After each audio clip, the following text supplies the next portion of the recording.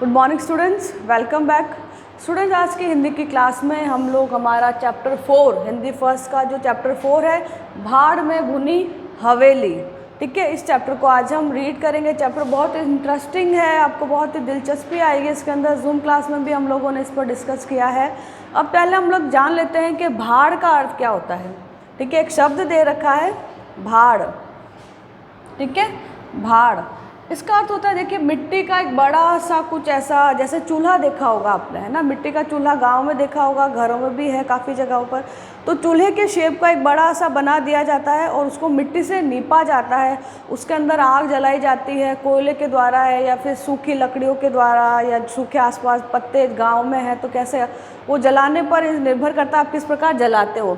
और उसके अंदर क्या सेका जाता है, अन्न सेका जाता है। जैसे आप लोगों ने देखा होगा, अभी जब सर्दी का मौसम आएगा तो मूंगफलियाँ सेकते हैं रोड पर, आप लोगों ने देखा होगा। तो वही चीज़ क्या होती है बेटा, भाड़ होती है, जिसके अंदर अन्न सेका जाता है। जैसे मूंगफली के दाने हो गए, चना है, मकई है, चावल है, या फिर जो भी आपको सेकवाना हो, कुछ ऐसा अन्न के दाने जब उनको सेकते हैं और मिट्टी के साथ में उनको सेका जाता है, फिर उनको छाना जाता है और छानने के बाद में उस अन्न को पीसा जाता है और उससे कुछ पौष्टिक भोजन बनाए जाते हैं। ठीक है, तो भाड़ का अर्थ आप समझ गए।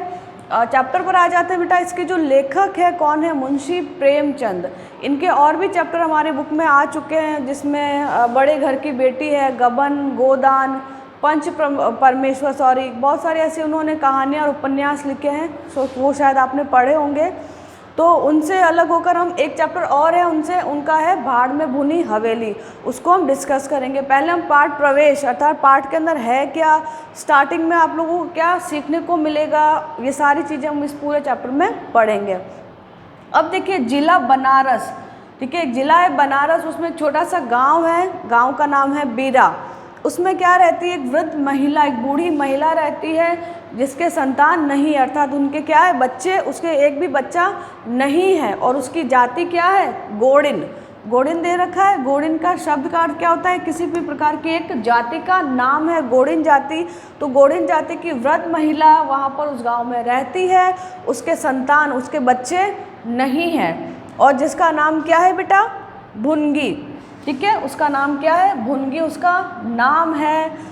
गोडिन जाति की वृद्ध महिला है, उसके संतान नहीं है। ये कुछ चीज़ें आपको ध्यान रखनी है। ठीक है, वह गांव में सत्तू का आटा अर्थात अन्न आदि पीस कर अपना जीवन वह व्यतीत करती थी। ठीक है, गांव में रहती थी और अन्न के दानों को पीस कर वह अपना जीवन व्यतीत करती थी। ठीक है, अब ये पिक्चर में एक वृद्ध महिला का पिक्चर दे रखा है बेटा। वह प्रातःकाल उठती थी, ठीक है, जहाँ पर भी वह रहती थी वहाँ पर सुबह उठती थी, प्रातःकाल अपने घर का साफ सफाई करती थी और आसपास में जितने भी पेड़ पौधों की जो सूखी पत्तियाँ होती थी, ठीक है, उनको बटोर लेकर आती थी, अर्थात उठा कर लेकर आती थी और एक बड़ा सा ढिग लगा देती थी, ताकि उस भाड़ को वह जला सके, अर्थात अपना वह जीवन व्यतीत कर सके, अन्न के दानों को या फिर अनाज जो भी गाँव के लोग वहाँ पर लेकर आते थे उनको पीस कर। ठीक है, अब ये देखिए, ये भाड़ का पिक्चर दे रखा है, इसमें देखिए।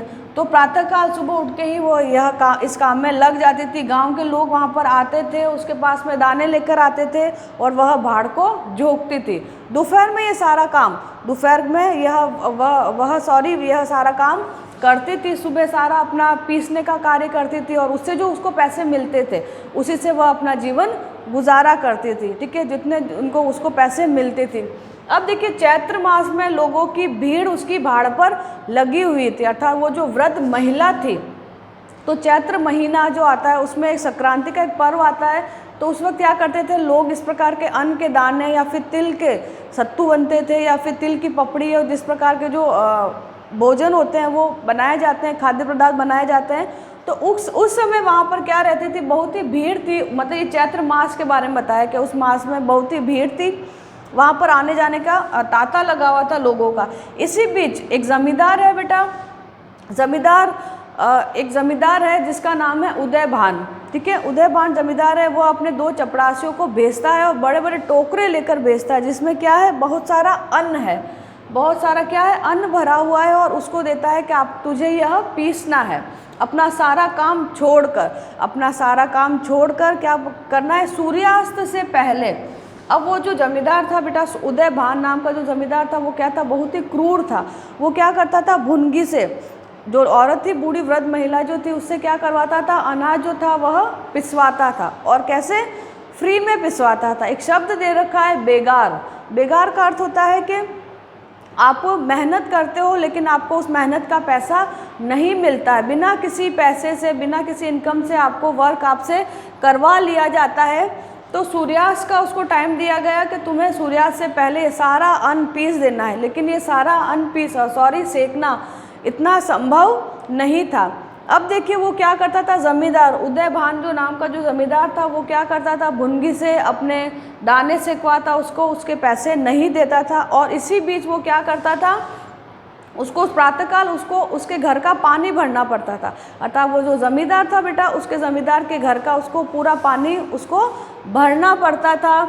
लेकिन भरने के बाद में भी उसको शांति नहीं थी। किस प्रकार शांति नहीं थी कि वो किसी न किसी प्रकार आकर उसके ऊपर चिढ़ता रहता था, गुस्सा करता रहता था। ठीक है, तो गुस्सा करता रहता था, क्यों करता रहता था, और भुनगी को भी ये चीज़ें क्यों सुननी पड़ती थी, क्योंकि जिस जगह पर उसका यह भाड़ था, जहाँ पर भी इसका जो भाड़ था, देखिए ये कुआं है जो पानी भरती रहती थी, तो जिस जगह पर वो अपनी झोपड़ी या फिर भाड़ बनाकर बेटा रह रही थी, वो जो छोटी सी ज़मीन थी, अब वो ज़मीन भी कैसी थी, बहुत ही कम ऐसी एक ज़मीन थी, उसके ऊपर वह रह रही थी।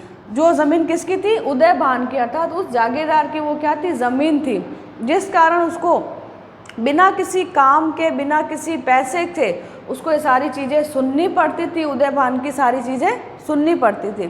ठीक है, अब चपरासी जब उसके पास में आते हैं, किस लिए आते हैं कि सारा सूर्यास्त से पहले तुम्हें अनाज पिसवाना है, पीसना। तो कहीं ना कहीं उसके दिमाग में चीज़ें चलने लगी कि अब देखो थोड़ी देर में वापस वो आ जाएंगे, सूर्यास्त होगा नहीं उससे पहले ही वो यहाँ पर आ जाएंगे और मेरे सिर पे सवार हो जाएंगे, गुस्सा करेंगे, मैं काम करूँगी लेकिन तो भी मुझे उसका उसका ना तो मुझे इन पैसे मिलेंगे, ना ही मुझे हमदर्दी के दो शब्द, ना तो उदय भान से और ना ही किसी और से।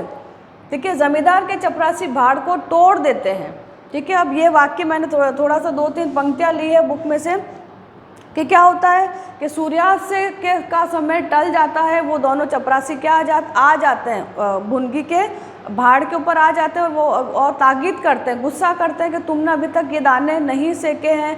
लेकिन वो सेके भी कैसे, किस प्रकार सेके, उसको बार बार कुछ ना कुछ काम याद आ जाता था। जैसे सूखी पत्तियाँ खत्म हो गई है, राख या मिट्टी ठंडी हो गई है, तो बार बार उसको अपना काम रोक कर पत्तियाँ इकट्ठी करने जाना पड़ता था।